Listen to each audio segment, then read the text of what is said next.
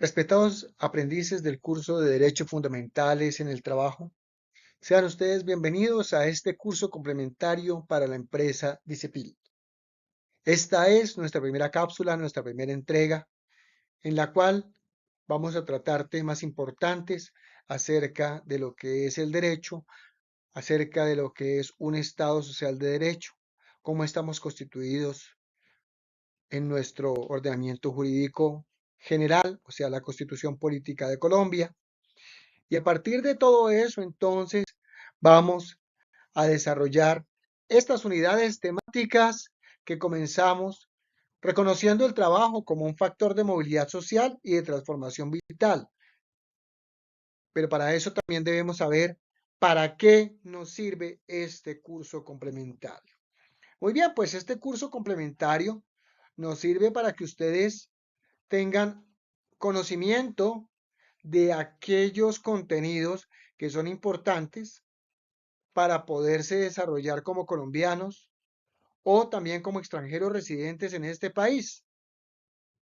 Y nos invita a nosotros a conocer cuáles son aquellas herramientas, cuáles son aquellos mecanismos que nosotros podemos utilizar desde el derecho y así con él poder estar como ciudadanos responsables de nuestras obligaciones, pero también como sujetos que podemos ejercer nuestros derechos. Entonces, por eso es importante este complementario, porque vamos a mirar las generalidades de lo que es el derecho colombiano. Vamos a aprender también sobre qué es el Estado.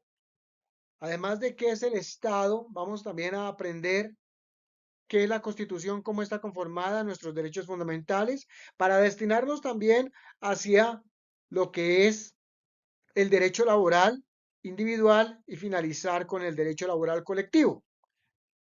En ese orden de ideas, quiero darles a ustedes la bienvenida. Una bienvenida calurosa desde la empresa Dicepil y sobre todo desde el Servicio Nacional de Aprendizaje SENA, una entidad que transforma vidas, la entidad más querida para los colombianos y creada para los colombianos. Vamos entonces a conocer los derechos y deberes referentes al trabajo, cuál es el concepto de dignidad humana, cómo es el trabajo decente, cómo es el derecho individual y colectivo, y a conocer los mecanismos de protección para el ejercicio de la ciudadanía laboral. Sean entonces ustedes bienvenidos. Cuando aparece este personaje que les estoy mostrando en pantalla, podemos nosotros saber que las cosas son lógicas. Y entonces lo primero que vamos a llegar es a entender que la Constitución Política de Colombia es nuestro marco normativo general.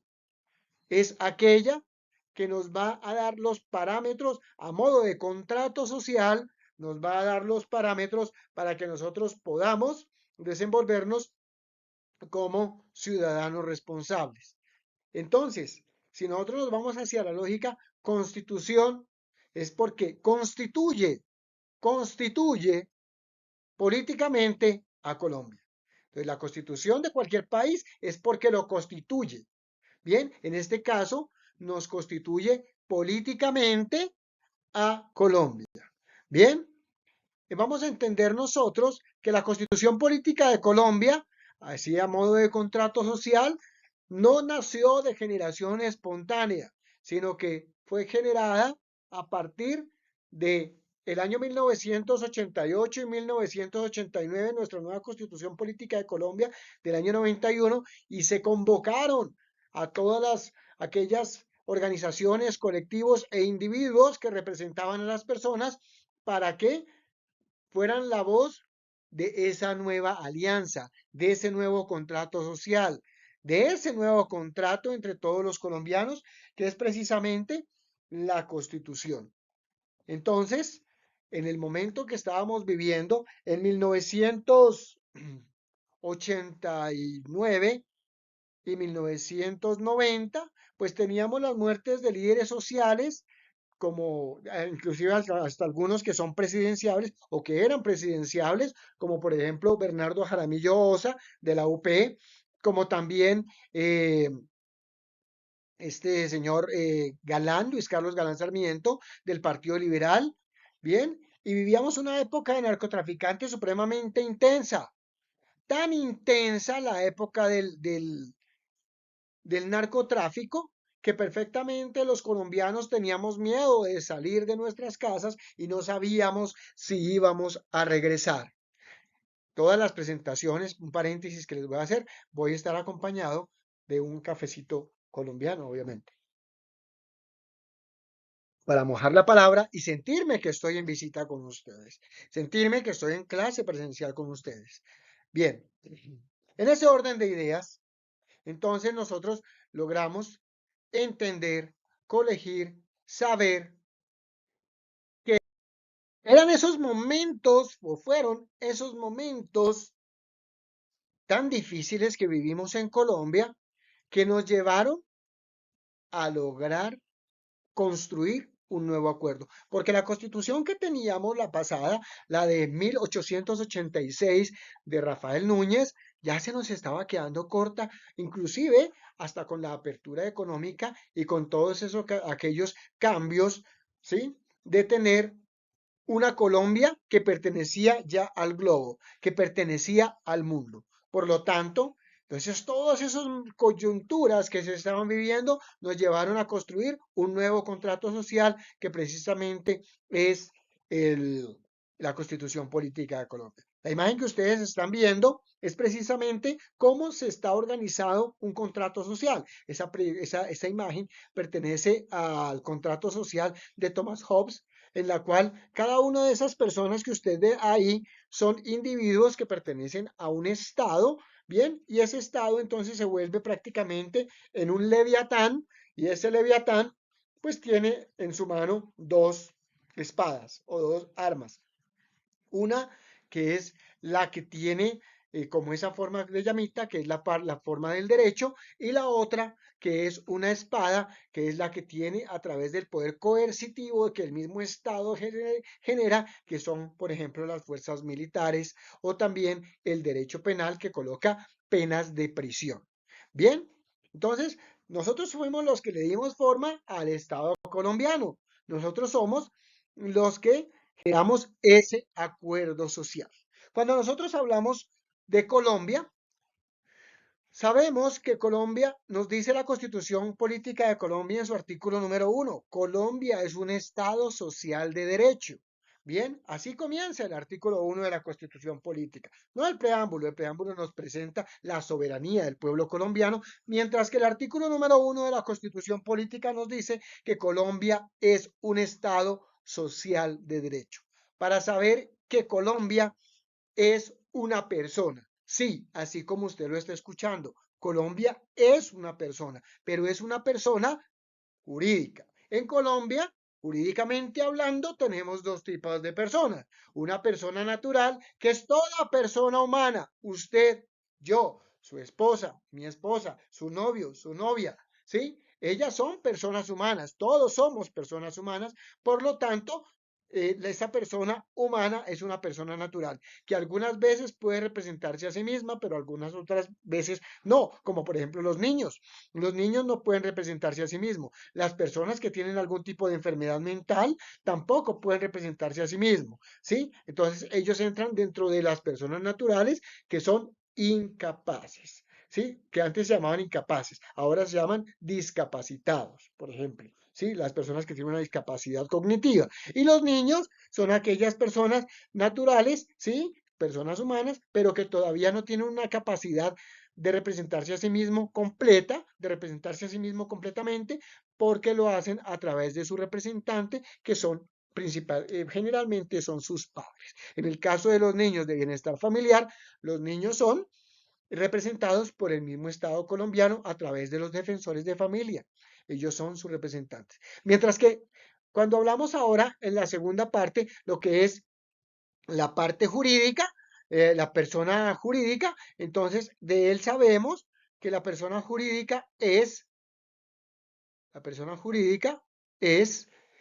son las empresas, son las organizaciones, son como por ejemplo Colombia. Yo le decía, por eso llegamos a ese punto, cuáles eran las personas jurídicamente hablando. Colombia, el SENA, DICEPIL también. es una empresa, por lo tanto es una persona jurídica. Por eso siempre necesita un representante legal. Porque imagínense, nosotros sentar el logo de Dicepil a que nos dé una respuesta acerca de un contrato laboral. Pues no, tenemos que hacer la llamada es a su representante legal y precisamente que esa persona sea quien nos responda acerca de lo que nosotros estamos solicitando. Bien, las personas, entonces, tienen unos atributos, o sea, unas características que las hacen personas. Las características que las hacen personas son 6 para la persona natural y 5 para las personas jurídicas. ¿Listo? Entonces, para las personas naturales tenemos el estado civil. En Colombia, los estados civiles, en Colombia, los estados civiles son 3. ¿Listo? Son 3. Ayúdame con esto. Entonces, primer estado civil, soltero. Segundo estado civil, casado. Y tercer estado civil, la unión. ¿La unión qué? La unión marital de hecho. La unión libre no existe en Colombia. Eso es un término coloquial. Sí, es como a Francisco decirle Pacho, como a José decirle Chepe. Sí, pero entonces los 3 estados civiles que se tienen son soltero, casado y unión marital de hecho. ¿Por qué se llama unión marital de hecho y no unión libre? Porque es que precisamente la unión marital de hecho nos habla y nos dice que es que la persona convive con otra, ¿sí? Comparte techo, lecho y mesa, a modo como si fueran casados, por eso marital de hecho. ¿Por qué? Porque es que son los actos los que representan como si fueran marido y mujer, o esposo y esposa, o esposo, como sea, ¿sí? Porque también en las parejas homosexuales se presenta mucho la unión marital, de hecho, bien, aunque también se presenta el casamiento por estado, por notaría, ¿no? O sea, el matrimonio por medio del rito civil, bien. Entonces, esos son los 3 estados civiles. Atentos a esto. La persona jurídica no tiene ese atributo del estado civil. En eso se diferencia la persona natural y jurídica, en que la persona jurídica, o sea, las empresas, las organizaciones, no se casan. Las organizaciones no se divorcian para quedar solteras, porque divorciado no es un estado civil, soltero sí. Soltero, casado y unión marital de hecho. Soltero, casado y unión marital de hecho. ¿Listo? Entonces, usted me dirá, pero entonces, profe, cuando uno se divorcia, ¿qué es? ¿Pasa a ser divorciado? No, pasa a ser soltero. Y cuando se le muere la mujer o el esposo o la pareja, ¿qué queda? Queda uno viuda. ¿Y eso es un estado civil? No, no es un estado civil. Viudo no es un estado civil. Soltero sí. Pasa a ser soltero esa persona. ¿Listo? Como segundo atributo de la personalidad, nosotros de la persona tenemos lo que es la nacionalidad. Bien, y es precisamente de ese país, de esa nación en la cual haya sido creada esa persona natural y jurídica. De aquí en adelante, el resto de atributos sí lo comparten tanto por la persona natural como por la persona jurídica. ¿Listo? Entonces la persona, la nacionalidad sí hace parte de eso. Como tercera, el nombre. Entonces, Dicepil es un nombre, ¿sí? Y María Carmenza también es otro nombre. Entonces, lo comparten los dos, la persona natural y jurídica, ¿bien? Y me vuelvo un poquito al punto 2. Dicepil es colombiano, ¿bien? Y María Carmenza o Josué Darío, que soy yo, también soy colombiano. ¿Listo? La capacidad. La capacidad es aquel atributo de la persona en la cual yo puedo ejercer mis derechos y adquirir obligaciones.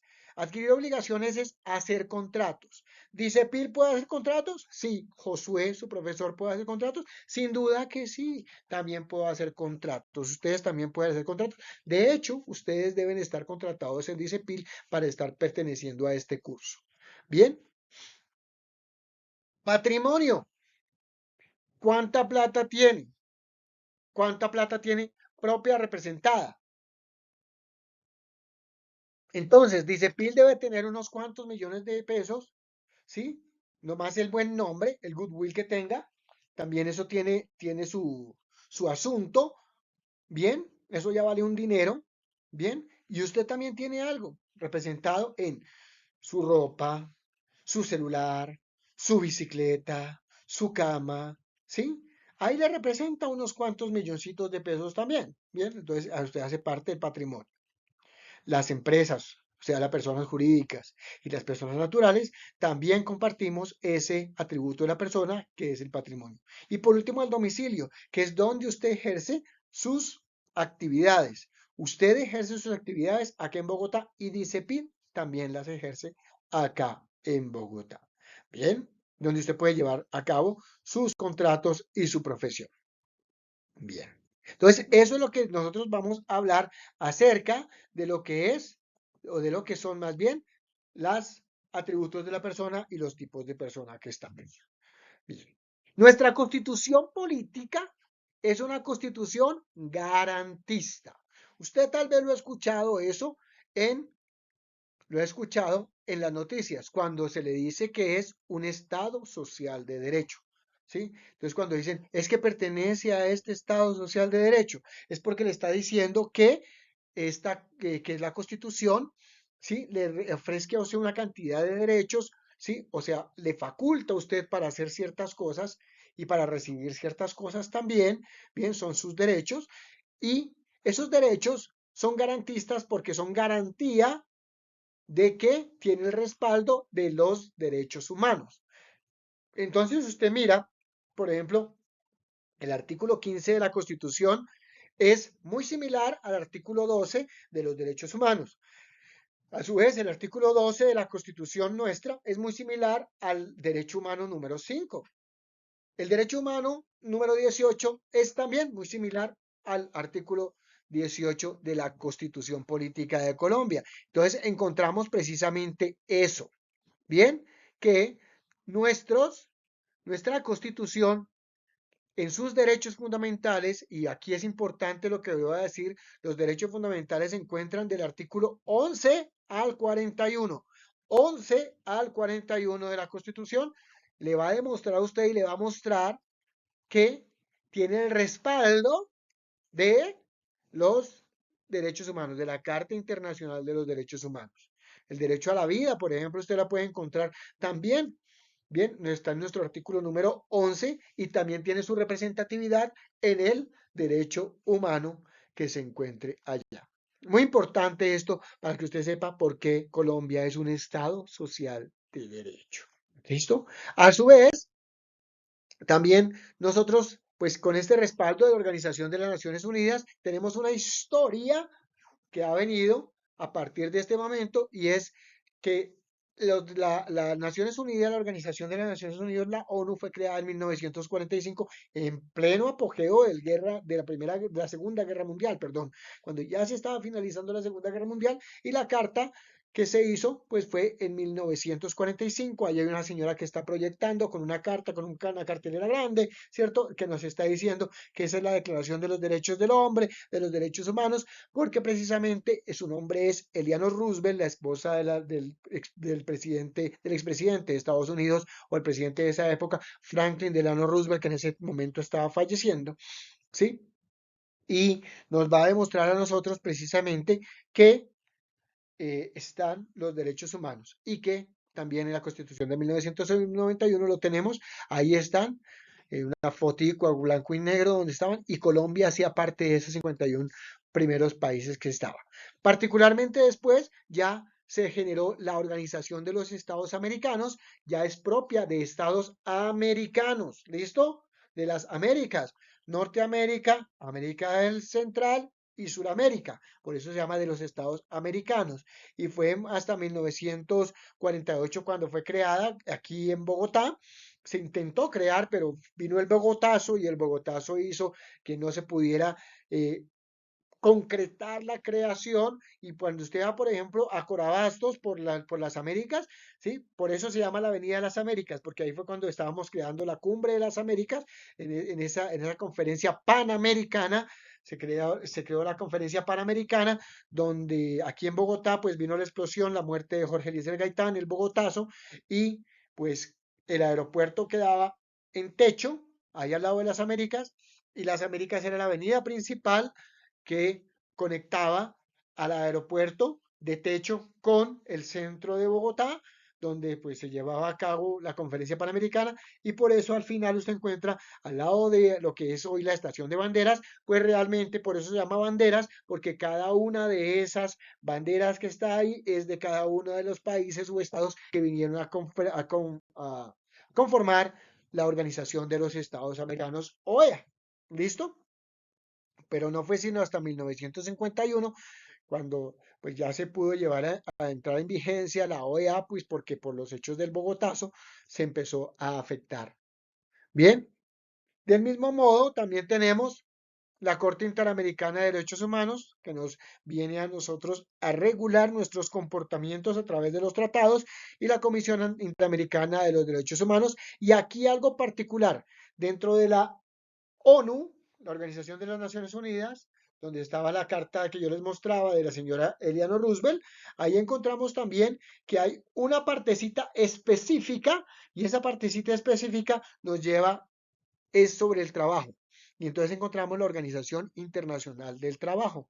Bien, y la Organización Internacional del Trabajo es muy importante porque nos va a dar unos lineamientos, unas propuestas que nosotros veremos si acogemos o no, bien, para cómo tener nuestros trabajadores. Bien, entonces, vela siempre por las normas y los principios y derechos fundamentales en el trabajo.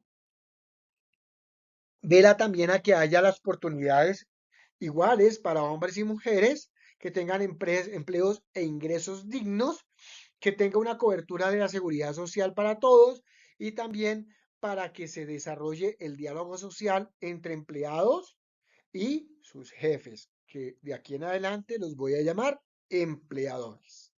Bien, también la Organización Internacional del Trabajo es importante porque impulsa la justicia social, porque promueve el trabajo decente, porque además de eso promueve y protege la asociación sindical, porque elimina el trabajo forzoso u obligatorio, porque elimina el trabajo infantil, porque también trata de eliminar la discriminación en materia de empleo y ocupación según la raza, sexo, color, religión, etc. Bien, en Colombia, a su vez, también nosotros velamos porque ocurra eso y esa cobertura, que ocurra ese respaldo, y lo hacemos a través de nuestras cortes, como la Corte Constitucional. La Corte Constitucional es la corte más importante dentro de nuestro ordenamiento jurídico. Léase, entiéndase, ordenamiento jurídico, como están organizados nuestra parte jurídica en Colombia. Bien, y eso nos lleva a nosotros a saber que si hay una norma que viene, por ejemplo, de la Organización Internacional del Trabajo, nos la proponen a nosotros y puede pasar hasta por el Congreso, hasta por firma presidencial, pero nosotros sabemos que es algo que es ilegal, que es anticonstitucional. La Corte Constitucional, esa que le estoy mostrando ahí, va a decidir y a decir que no pasa, que no va a ser parte de nosotros. ¿Por qué? Porque es anticonstitucional. Y ella tiene una palabra especial para cuando algo no va a favor de nuestra Constitución, ¿sí? Y es precisamente la palabra que le voy a enseñar en este momento, que es exequible. Exequible, o sea, como ejecutable, ¿sí? Entonces, exequible es inexequible un documento, entonces la Corte dice es inexequible y no, lo que hacen es desechar esa norma, pero si es exequible, lo asumimos como propio para nosotros. Por ejemplo, hace mucho tiempo, la Organización Internacional del Trabajo, bien, con la lucha sindical, aceptaron las 8 horas laborales, bien, pero si llega a, por ejemplo, una propuesta jurídica que pase por el Congreso de alguno de nuestros honorables parlamentarios que diga que se puede llevar a cabo a través de 12 horas laborales, pues la Corte le va a decir, por ahí no es, eso es inexequible. Bien, y eso se encarga la Corte Constitucional. También tenemos la Corte Suprema de Justicia, que se encarga de asuntos de muchas ramas del derecho, como el derecho penal, el derecho civil, el derecho familiar, pero la que nos importa también es acá la sala laboral. Y es donde ascienden, donde llegan casos de suma importancia de carácter laboral. Bien, cuando el trabajo se lleva a cabo, pero es con personas públicas, entra otra corte que se llama Consejo de Estado. Entonces el Consejo de Estado lo que hace es venir a hablar sobre el trabajo, pero con las personas que son funcionarios públicos. Bien, a su vez también tenemos unos órganos de control que nos llevan a entender la Procuraduría General de la Nación. Bien, y la Procuraduría General de la Nación en este momento tenemos como procuradora a la doctora Margarita Cabello Blanco. Bien, así se llama, es Margarita Cabello Blanco, y ella lo que va a hacer es velar por los derechos humanos aquí en Colombia. Y velar también porque se lleve a cabo las funciones del Estado, principalmente de sus funcionarios públicos. Hace unos años, un señor procurador destituyó a nuestro hoy presidente, el doctor Gustavo Petro Urrego. Bien, lo que pasa es que el doctor Gustavo llevó esos casos hasta la Corte Internacional y por un vacío legal que Colombia no había normatizado, se le pudo devolver su investidura. Pero la Procuraduría puede sancionar, investigar y destituir, hasta el momento puede hacerlo, destituir a funcionarios públicos de alto nivel, como por ejemplo el que era en ese entonces y que ahora es nuestro presidente, el que era en ese entonces y fungía como alcalde de la ciudad de Bogotá. Tiene una función de intervención, una función disciplinaria y una función preventiva. Bien, hace parte de esa procuraduría como una casillita dentro de eso, es una oficina especial dentro de la Procuraduría, que es la Defensoría del Pueblo. Ahí tenemos a nuestro defensor actual, que es el doctor Carlos Camargo Asís, bien, si no estoy mal es de Cerete de Córdoba, que creo que hay algunos aprendices que son de ese lado. Entonces, el paisano de algunos de mis aprendices, que es el doctor Carlos Camargo Asís, quien lo que va a hacer es encargarse de los derechos humanos de los colombianos, solamente de los derechos humanos de los colombianos. Mire que la Procuraduría tenía tres funciones diferentes, ¿no? ¿Cuáles eran? Preventiva, disciplinar e interventiva. Aquí solamente, pero es de todos los funcionarios públicos, aquí solamente nos centramos en los derechos humanos. Y usted en todos los municipios va a encontrar algo que son los personeros. Entonces, el personero es una persona que hace parte de la Defensoría del Pueblo y que a nivel local, territorial de su propio municipio, allá en Pequeñito, le va a hacer las mismas funciones de la Defensoría del Pueblo.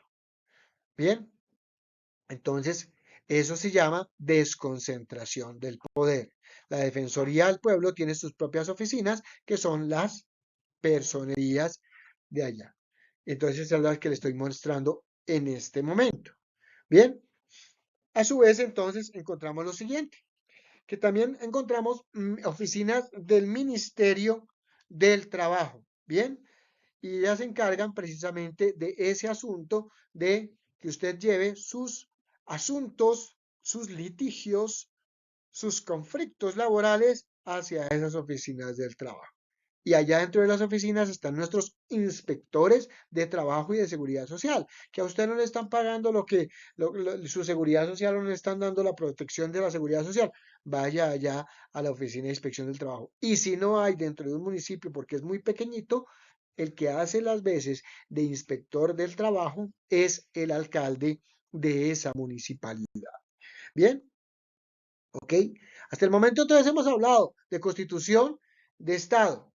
Nos queda entonces para nuestra próxima cápsula hablar sobre lo que es el pueblo, sobre cuáles son, profundizamos sobre nuestros derechos fundamentales, sobre los elementos del Estado, los 5 elementos del Estado, sobre las ramas del poder público y ahí nos vamos a centrar en eso. Es importante que usted revise a conciencia este documento. También yo le envié, por intermedio de la señora Janet, envié un documento escrito a modo de taller para que lo haga. Y nos vamos a encontrar prontamente por diferido a través de una videollamada para que yo les oriente también y les haga una evaluación de esto que usted aprendió acá y de lo que hizo en el taller, porque se lo voy a recoger también. ¿Listo? Por ahora, quiero decirles de todo corazón que Dios los bendiga y que Dios me bendiga. Buenas tardes, buenos días o buenas noches, según la hora en que usted está viendo esta cápsula. Hasta pronto, nos encontraremos pronto.